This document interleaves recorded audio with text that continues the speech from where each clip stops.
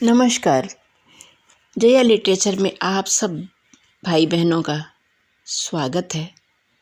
मैं हूँ जयंती। आज मैं आपके लिए शिवानी जी की कहानी सिर्फ के शीर्षक है इसका। तो चलिए सुनिए कहानी के। क्यों आपकी माता जी चली गईं? फिर वही बेतुका प्रश्न। झुंझलाकर शेखर ने हाथ की पुस्तक पटक दी और उठ खड़ा हुआ। इधर उधर संधानी दृष्टि का घेरा डालने पर भी कोई नहीं दिखा। चाहता तो वह अभी ही दीवार फांद उस रहस्यमयी प्रश्नकर्त्री को खींचकर बाहर ला सकता था, पर वह संत स्वभाव का मकान मालिक जानता था कि उसके मकान के दूसरे भाग में 5 प्रौढ़ा संसार त्यागी विधवाओं की राम मंडली रहती है। स्त्रियों के बीच वह कैसे जाता? पर निश्चय ही प्रश्न उन 5 में से एक के कंठ का भी नहीं था। वे नित्य ब्रह्म मुहूर्त में अपनी राम राम लिखी आइसक्रीम की सी गाड़ी को ठेलती संगम की ओर निकल पड़ती और दिन डूबे लौटती। तब यह कौन थी? एक बार उन 5 ने अपने गुरुदेव के आगमन के उपलक्ष्य में विराट भंडारे का आयोजन किया था और प्रसादी कुछ अधिक मात्रा में खा जाने पर 5 को एक साथ हैजा हो गया। उसकी पत्नी के ही उन 5 को एम्बुलेंस में लाद कर अस्पताल ले गई थी। कैसे मर्दाने चेहरे थे उनके और कैसा रूखा कंठस्वर। यह मीठी हंसी निश्चय ही उनके गलों की नहीं थी। 4 दिन से जैसे ही वह के को अस्पताल पहुंचाकर लौटता और पढ़ने बैठता, फिर वही प्रश्न, माताजी चली गईं? एक दिन तो उसने उचक कर दीवार से झांक ही दिया। राम मंडली के दालान में एक लंबी रस्सी तनी थी। उस पर कई राम नामी साड़ियाँ सूख रही थीं। एक और एक चमचमाता पीतल का कलशा धरा था और एक मचिया पर कुछ मिर्चें सूख रही थीं। आसपास कहीं कोई नहीं था। आज वह निश्चय ही के से कहेगा। पत्नी कमला को वह इसी नाम से पुकारता। के आती ही होगी। वह पुस्तक लेकर भीतर आ गया। उसके कमरे में पहुंचते ही उसकी के तीव्र आंधी के झोंके की भांति आ गई। वह हमेशा ऐसे ही आती थी। द्वार भड़भड़ाती, कुर्सियां धकेलती, वह हाथ का आला झुलाती हाँफ रही थी। ओ शेखर, बस 10 मिनट निकाल कर आई हूँ। भूख के मारे आंतें कुल बुला रही हैं। वह जोर से एक कुर्सी पर धम्म से बैठ गई और उसने ऐसा प्रश्न पूछा जो प्रायः पति अपनी पत्नी से पूछता है। क्या क्या है खाने में आज? सब तुम्हारी पसंद का है कि अरहर की दाल, भुर्ता, खड़े मसाले का सालन और रायता। चावल? चावल नहीं बनवाया शेखर? अपनी मांसल बाहुओं का त्रिकोण बनाकर के ने नन्ही मुँहलगी बालिका की भांति अपने गप्पू से गाल फुला लिए। तुम डॉक्टरनी होकर भी भूल जाती हो के चावल तुम्हारे लिए जहर है। इंसुलिन लिया या नहीं? के ने कोई उत्तर नहीं दिया। क्यों रूठती हो डार्लिंग? शेखर ने अपनी प्रणय भीनी मुस्कुराहट से उसे मनाने की चेष्टा की। तुम्हारे लिए तो हमने भी चावल छोड़ दिया है। ऊपर के रोशनदान से सटी 2 आंखें आश्चर्य से फैलती जा रही थीं। दोनों थाल परस्पर आ गए। शेखर अपनी नाजुक अंगुलियों से चपाती के नन्हे कोर सालन में ऐसे डुबोकर कुतर रहा था जैसे मुंह में दांत ही न हो। उधर के अपनी भद्दी चौकोर पहाड़ी भिंडी सी अंगुलियों को चाटती चटखारती पूरी चपाती का एक ही निवाला बनाती ठूंसती जा रही थी। हर कौर के साथ उसका अनर्गल प्रलाप चालू था। छेदी सालन खूब बनाता है पट्ठा। आज शाम को कोफ्ते बनवाना शेखर, पर देखते रहना नहीं तो आधा घी साफ कर देगा। आखिर है तो जात का नाई। वैसे भी अच्छा खान सामा हमेशा चोर होता है। इतनी बात गांठ बांध लो। शेखर, ईमानदार नौकर कभी अच्छा खाना नहीं बना सकता। अगर आज शाम को कोई बच्चा जन्ने न आ धमकी तो पिक्चर चलेंगे डार्लिंग। फटाफट चटापट। 15 चपातियाँ भकोस 3 विलंबित लय की डकारें ले के उठ खड़ी हुई। शेखर भी नैपकिन से अपनी पतली मूछें पोंछ पत्नी को विदा देने उठ गया। आने से पहले फ़ोन कर देना, तुम्हें चाय तैयार मिलेगी कि वह मुस्कुराया। तुम्हारे रहते मुझे कौन सी चीज़ तैयार नहीं मिलती शेखर। सुरसा की भांति मुंह खोले वह अपने तरुण पति को विदा चुंबन का ग्रास बनाने लपकी तो रोशनदान वाले ने मुंह में रुमाल ठूस लिया। हाय बेचारा, अपनी दादी की हम उम्र पत्नी कहाँ से ढूंढ लाया। ठीक ही कह रही थी मौसी, चाँद का टुकड़ा है हमारा पड़ोसी, और ऐसा शरीफ कि 4 साल से साथ रहते हैं, पर मजाल है जो कभी आँख उठाकर देख ले। मन ही मन किशोरी को हंसी आ गई। देखता भी क्या बेचारा, देखने लायक चीज़ हो और किसी पुरुष की आंखें ना उठें तो मैं टांगों तले छिरक जाऊं। मौसी और उनकी 4 वराहदंती सहेलियां भी भला कोई देखने की चीज़ थी। रात को कोई देख ले तो डर के भाग जाए। मौसी किशोरी की मझली मौसी थी और राम मंडली की हेड रामनी। अभी 8 दिन पहले यही मौसी अनाथा किशोरी को ठीक विवाह के 7 फेरों के बीच से खींच उसके अभिभावक ताऊ ताई को अपनी लपलपाती जिह्वा से के घातक प्रहार से धराशायी कर अपने साथ ले आई थी। इसी पिछले रविवार को किशोरी के कुमारे मीठे सपनों का सुनहरा प्रासाद भरभरा कर चूर चूर हो गया था। उसके ससुराल वालों ने ही धोखा दिया था। राम जाने ताऊ की ही मति भ्रष्ट हो गई। ठीक फेरों के समय दूल्हे को मिर्गी का दौरा पड़ गया। मौसी ने उसे हाथ पकड़कर बाहर खींच लिया। आप पर हम अदालती मामला चलाएंगे।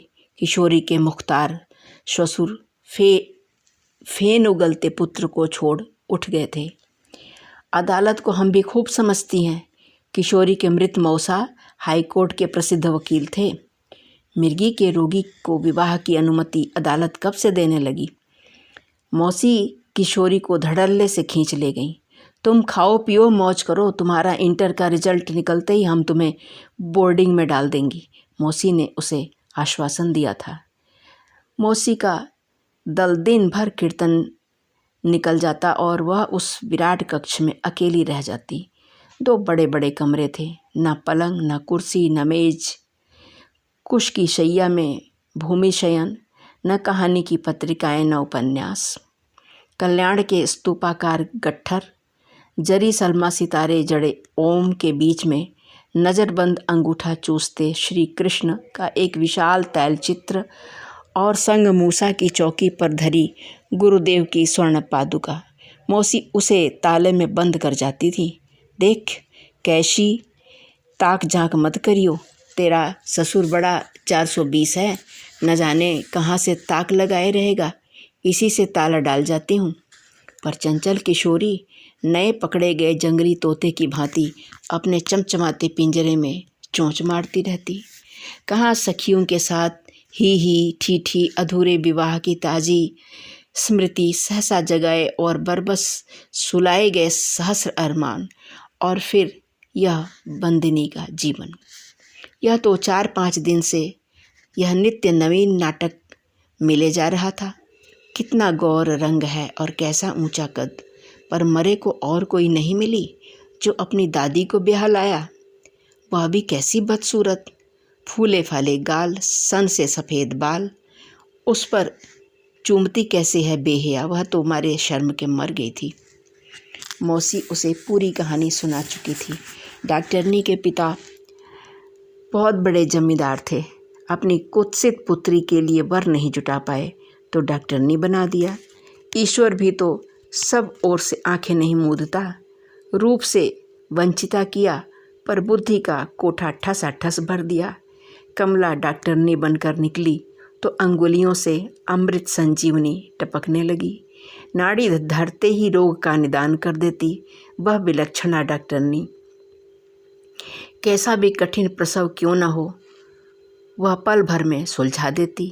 पिता की मृत्यु के पश्चात वह माँ के भारी गहने, पिता के शेयर और अटर बटर समेट अपनी नई नौकरी का भार संभालने शहर चली आई। अब वह प्रौढ़ हो चली थी। पेशे में सदा से घिसी मजी अंगुलियां और मच गई थीं, पर विराट बंगले के एकाकी प्रवास ने उसके मर्दाने चेहरे को और भी रूखा और कठोर बना दिया था। बल्कि कई लोगों का तो कहना था कि उसकी विलक्षण प्रतिभा का राज उसके कठोर स्वभाव और रूखे कंठ स्वर में छिपा है। पीड़ा से कराहती जच्चा को वह एक ऐसी धमकी लगाती है कि गर्भस्थ शिशु सहम कर भूमि पर आ जाता, ठीक जैसे विदेशों में अथाह समुद्र की जल राशि के बीच जहाज में यात्रा कर रही इक्की दुक्की जच्चा को बंदूक दाग सहमा कर अनाड़ी खलासी प्रसव करा देते थे और नवजात शिशु का नाम धरा जाता था सन ऑफ अ गन। ऐसे ही यह रौबदार डॉक्टरनी अब तक न जाने कितने सन्स ऑफ गन्स को अपने कंठस्वर की बंदूक दाग कर जन्मा चुकी थी। डॉक्टरनी के मित्रों की संख्या प्रायः नहीं के बराबर थी। वह पेशे में चतुरा नारी जानती थी कि डॉक्टरी पेशे में अधिक मित्र न बनाना ही बुद्धिमानी है। बिना फीस के मित्रों को देखो, फिर उनके मित्रों को देखो। वह बिना फीस के किसी रोगिणी की नब्ज भी नहीं छूती थी। मंगल को वह घर पर ही मरीज देखती थी। इससे डोली, पालकी, तांगों, इक्कों की एक लंबी कतार दूर तक ऐसे खिंची रहती जैसे फाफा मऊ का बाजार लगा हो। एक दिन वह ऐसी ही लंबी कतार को बारी बारी से देख रही थी कि क्यों के अंत में खड़े एक सिर मुँह से उदास पीले चेहरे के युवक को देखकर चौंक गई। चेहरा कुछ पहचाना लग रहा था। सदा वह क्यू के क्रम में खड़े व्यक्तियों को बिना क्यों तोड़े उसी क्रम से बुलाया करती थी, पर उस पीड़ित सुंदर चेहरे की अनकही व्यथा ने उसे पिघला दिया। जाओ उस लड़के से पूछकर आओ, क्या वह मरीजा को अपने साथ लाया है? वह घबराया सा लग रहा है, उसने अपनी कंपाउंडर से कहा। घाघ कंपाउंडरनी चौंकी।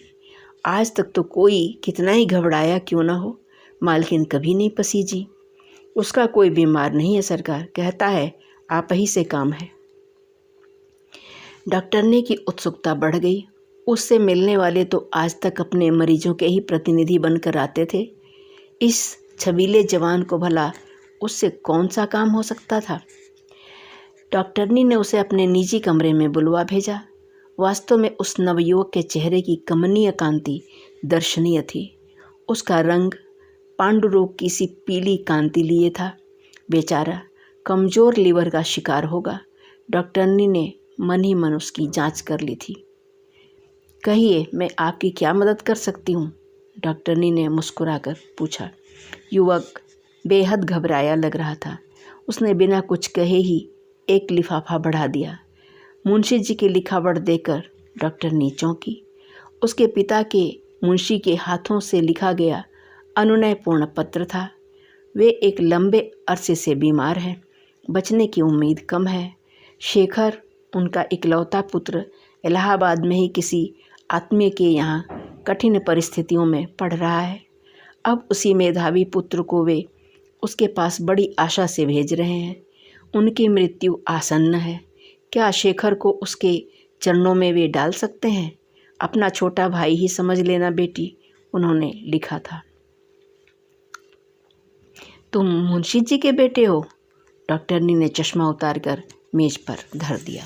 जी, युवक ने आंखें झुका ली। क्या पढ़ रहे हो? जी, इसी वर्ष फिजिक्स में एमएससी का फाइनल दे रहा हूँ। कहाँ रहते हो? अतरसुइया में पिताजी के ताऊ के दामाद हैं, उन्हीं के पास रहता हूँ। ओह, बड़ी दूर की रिश्तेदारी ढूंढी। आजकल तो अपना ही दामाद नहीं पूछता, फिर ताऊ का दामाद भला क्या पूछेगा? यहाँ क्यों नहीं चले आते? क्यों यहाँ आना पसंद करोगे? जी, युवक हड़बड़ाकर उठ बैठा। मैं इस इरादे से नहीं आया था। असल में बात यह है कि पिताजी नहीं रहे। अचानक यह लंब तड़ंग युवक नादान बच्चे की भांति सुबकने लगा। बीच बीच में वह पैंट की जेब में हाथ डाल रुमाल निकालने की चेष्टा कर रहा था, जिसे शायद वह घर पर ही भूल आया था। डॉक्टरनी ने अपना रुमाल उसकी ओर बढ़ा दिया। वह कृतज्ञता से गदगद हो गया। आपको बहुत मानते थे पिताजी, कहते थे बड़ी शाहदिल हैं, तुम पर कभी विपत्ति आए तो निसंकोच चले जाना। तुम यहीं क्यों नहीं चले आते? उस सुंदर नवयुवक के सम्मुख अपनी शाहदिली का शीघ्र परिचय देने डॉक्टरनी व्याकुल हो उठी। इतना बड़ा बंगला है।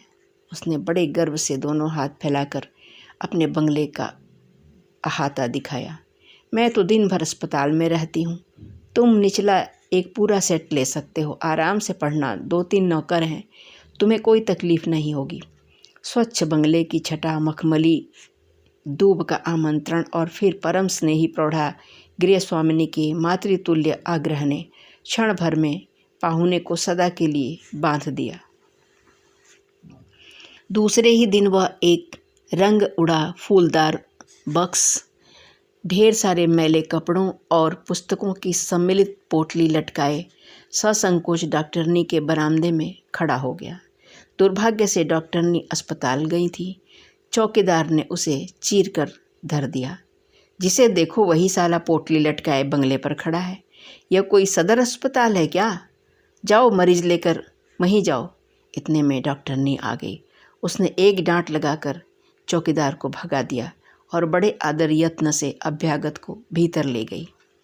देखो छेदी, उसने अपने सबसे चुस्त नौकर को बुलाकर कहा, ये हमारे मुंशी जी के बेटे हैं, अब यहीं रहेंगे, इन्हें किसी तरह की तकलीफ़ न हो, समझे? हमारे कंसल्टिंग रूम के बगल में दोनों कमरों में इनका सामान लगवा दो। और इस प्रकार शेखर दिन प्रतिदिन कृतज्ञता से के प्राण लेवा दलदल की गहराई में डूबने लगा।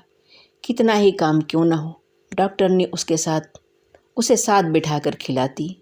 सुबह 4 अंडे, दलिया, मक्खन, डबल रोटी, गिलास भरा हिसार की भैंस का दूध, साथ में मल्टीविटामिन की 17 गोलियां। पिता के ताऊ के दामाद के यहाँ अजवाइन डले नमकीन पराठे खाने का अभ्यस्त शेखर का निरीह पेट विद्रोह कर बैठा।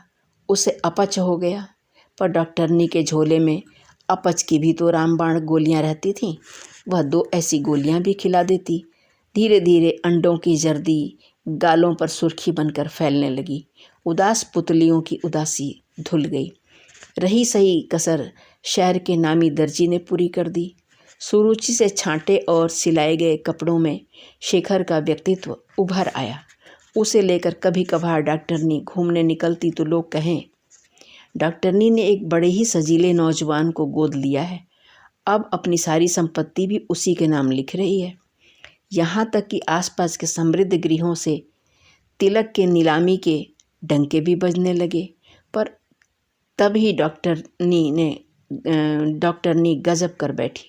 वैसे तो यह संसार का नियम ही सा बन गया है कि रक्षक एक न एक दिन भक्षक बन ही जाता है, पर जिस तेजी से बिना किसी पूर्व निर्धारित योजना के ही डॉक्टरनी ने शेखर को वर्षों से दबाई अपनी क्षुधा का ग्रास बना लिया, उसके लिए समाज प्रस्तुत नहीं था।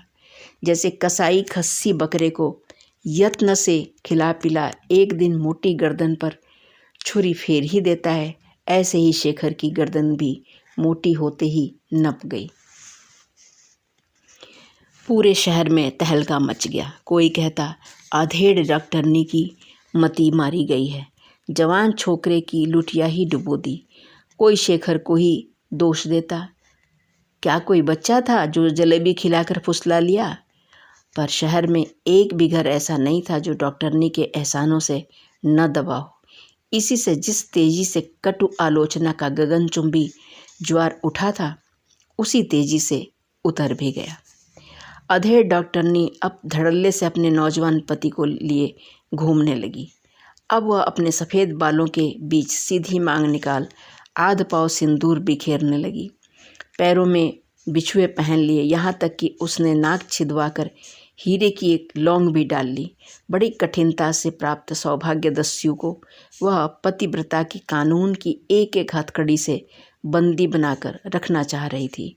छोकरे से पति के साथ वह सिर ढक ढक कर परिचित मित्रों के अभिवादन का सलज्ज प्रत्युत्तर ही नहीं देती, अपने पति का निर्लज्ज परिचय भी दे डालती। इनसे मिलिए मेरे पति शेखर कुमार। मिलने वालों की समझ में नहीं आता कि उस अभागे को बधाई दें या सहानुभूति के शब्दों से उसका अभिषेक करें। डॉक्टरनी ने विवाह के 5वें दिन ही हनीमून की जोर शोर से तैयारी कर दी।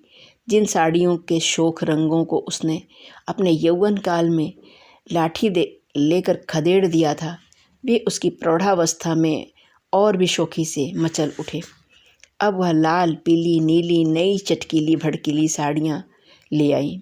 झुर्री पड़े गालों पर अस्वाभाविक सुर्खी प्रलेप थोप, माँ के भारी भारी मगर कानों में लटका, वह देखने वालों की दृष्टि में हास्यास्पद किंतु अपनी दृष्टि में स्वयं अपूर्व सुंदरी दिखने लगी।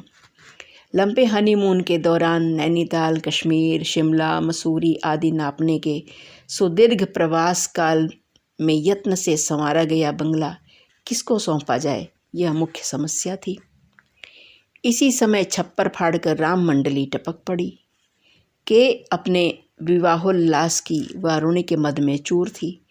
पहले कोई किराए पर बंगला उठाने का प्रसंग उठाता तो वह चांटा कस देती, पर अब उसने उनका प्रस्ताव सहर्ष स्वीकार कर लिया। सामान्य से किराए पर ही आधा बंगला उठ गया। 5 देखने में साक्षात डाकिनी शाकिनी सी विधवाओं को प्रतिवेशनी बनाने में भला आपत्ति ही क्या हो सकती थी। कोई सुंदरी षोडशी होती तो शायद वह 2 घड़ी सोचती भी। तब से राम मंडली वहीं जमी थी। यही नहीं, सबसे बड़ी हेड रामनी से तो के का बहनापा भी था। वही 5 में सबसे अधिक रसिक स्वभाव की थी। के हनीमून से लौटी तो उसकी रसपूर्ण यात्रा का विवरण सुनने में हेड रामनी को अपनी बद्री केदार की यात्रा से भी अधिक आनंद आता। पर इधर जब से किशोरी आई, वह जानबूझकर ही अपनी सखी के पास नहीं गई थी। किशोरी उसकी मृत छोटी बहन की पुत्री थी और भाग्य शत्रु ने अचानक किसी हथगोले की ही भांति उसे हेड रामनी पर फेंक दिया था। के का ईर्ष्यालु स्वभाव उससे किशोरी के आगमन की 20 कैफियतें मांगेगा। उसे बोर्डिंग में डाल देगी, तब के से कहेगी। किशोरी को तो वह बाहर झांकने भी नहीं देती थी, पर किशोरी क्या बिना झांके मान जाती। चौथे दिन 5 मौसियाँ संगम को गईं और के को अस्पताल पहुंचा। शेखर पुस्तक ले आंगन में बैठा ही था कि उसने फिर पूछा, क्यों माताजी चली गईं? शेखर जैसे पहले ही तत्पर बैठा था, फिर कैसी ही तन्वी क्यों न हो। 4 दिन के निरंतर बोझ से नीम की डाल कुछ झुक आई थी। 2-3 दिन धानी नीली साड़ी के भ्रामक रंग पत्रों के बीच किशोरी की छाया को धूमिल बना बचा लेते थे। आज की लाल जयपुरी चूनर हरी घास में चमक उठी। फिर शब्द बेधी प्रश्न बाण का स्वर भी कुछ कांप गया। शेखर ने लपक कर डाल पकड़ ऐसे हिलाई जैसे पके फल गिरा रहा हो। टप से टपकी आम सी ही किशोरी टपक पड़ी। क्षण भर को भी पकड़ने वाला चूकता तो हाथ पैर चूरमार हो जाते। शेखर ने किसी रिफ्लेक्शन एक्शन की ही प्रेरणा से उसे संभाल लिया। नित्य अधेड़ थुलथुली काया को थामने की अभ्यस्त पुष्ट आजानू भुजाएं थरथरा गईं। सहम कर उसने छटपटाती किशोरी को जमीन पर छोड़ दिया। शेखर अचानक घबरा गया। क्षमा कीजिएगा, उसके ललाट पर पसीना झलक उठा। मुझे पता नहीं था कि आप उस डाल पर हैं।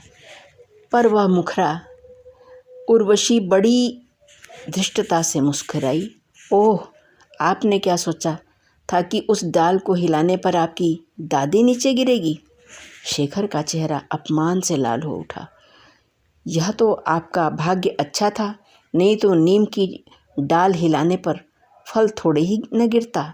उफ, कोहनी छिल गई। उसने जानबूझकर अपनी सुडौल कोहनी सहलाई, पर उसका प्रदर्शन व्यर्थ गया।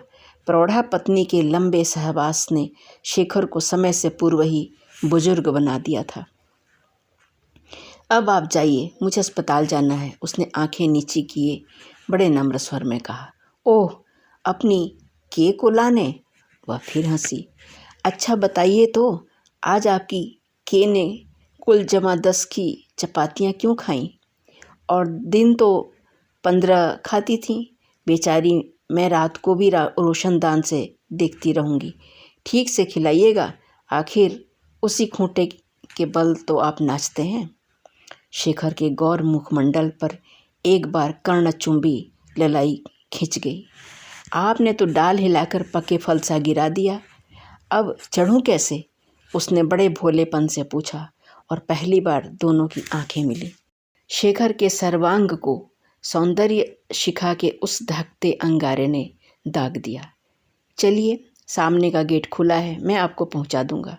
वाह जी वाह, क्या ज़रूरी है कि आपका गेट खुला हो?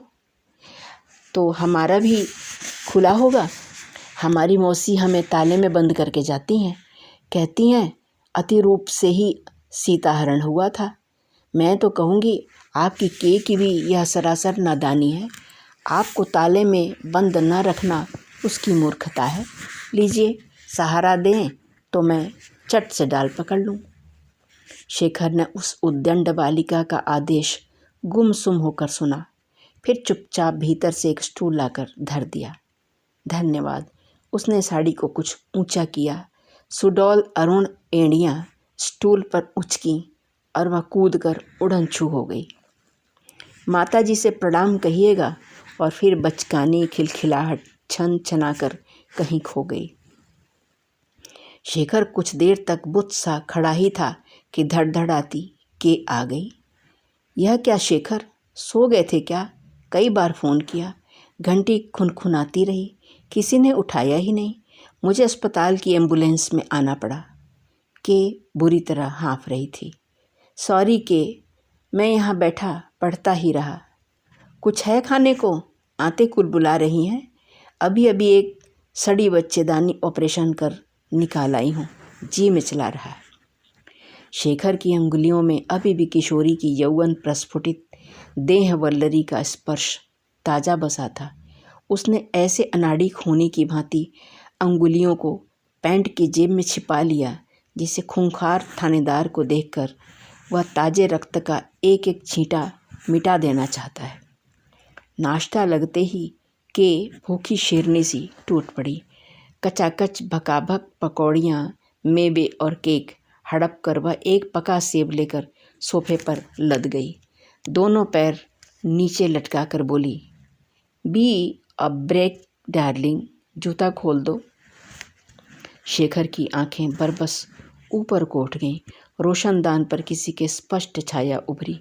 बड़ी विवशता से वह पत्नी के जूते खोलने झुका। नित्य के अभ्यास को एक ही झटके में नहीं तोड़ा जा सकता। कल मुझे गोरखपुर जाना है शेखर, वह बोली। एक तगड़ी रईस मुर्गी फंसी है। रायजादा साहब की बहू की डिलीवरी के लिए बुलावा आया है। लड़का हो गया इस बार तो अशर्फियाँ ही बरसेंगी।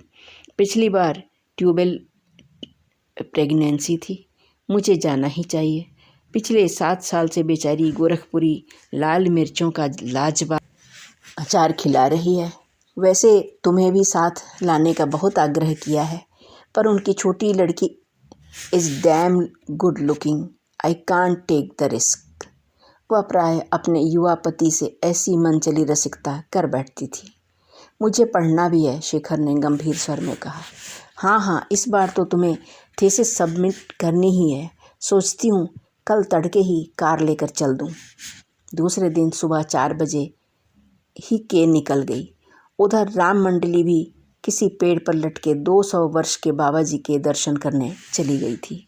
आश्वस्त होकर शेखर ने बत्ती बुझाई और सो गया। सुबह होने में घंटा भर था। अचानक खाने के कमरे में खटपट शब्द सुन वह चौंका। हो न हो यह के का मुँह लगा पर्शियन बिल्ला किंग होगा। उसके हिस्से का नाश्ता मेज पर ही धरा था। सब प्लेट प्याले तोड़ ताड़ कर रख देगा बदजात। वह झुंझला कर उठा और खाने के कमरे की ओर लपका। आइए, मुस्कुराती किशोरी का कंठ केक के एक बड़े से टुकड़े से अवरुद्ध था। फिर भी उसने ऐसी अभ्यर्थना की जैसे वही गृह स्वामिनी हो। बड़ी भूख लगी थी, वह बड़े प्यारे ढीठ स्वर में बोली। सुबह आपकी के का नाश्ता देखती रही। ढेर सा सामान बचा था, अपने को रोक नहीं सकी। इधर मौसी की मंडली की नवरात्रि चल रही है। जी में आता है कोटू के आटे और उबले आलू को गोली मार दूं। वाह, खूब बढ़िया खाना खाते हैं आप लोग। अपनी लाल तीखी जिह्वा के छोर से उसने अपने सिले अधर चटकारा लिया और अचार की लाल मिर्च को मठरी पर मसलकर मुख में धर लिया। इसी अचार को लेने गई है ना आपकी के गोरखपुर? भाई वाह, मान गए बादशाही अचार को। शेखर उस बेहया लड़की के दुस्साहस को देखकर दंग था। थोड़ी ही देर में छेदी आता होगा। पता नहीं यह सिरफिरी क्या कर बैठे। कहीं किसी पागल खाने से भागकर आ गई। कोई पगली वगली तो नहीं है यह?